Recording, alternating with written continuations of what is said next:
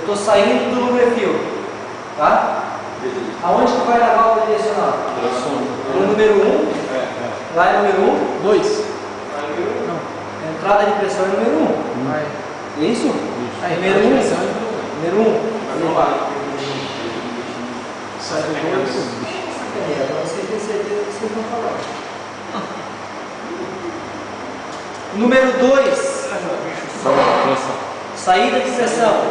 Vai no atuador ou passa na reguladora de velocidade. É isso? Eu vou passar na reguladora. E aí da reguladora eu vou onde? E o que é o número 4? O número 4 é saída de pressão. Vai aonde? No retorno? Aqui tem 2 bar.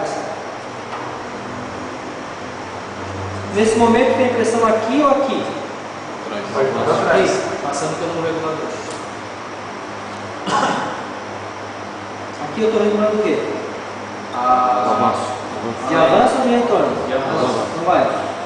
Eu abri toda a válvula. Vou dar uma ligar uma parada aí para dar. Ó.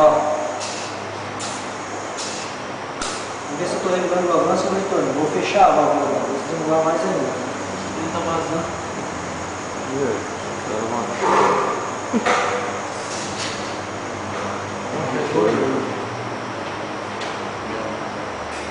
Retorno ou avanço? Retorno. Então, tá vendo aquela válvula número 2 lá? Ela está invertida no nosso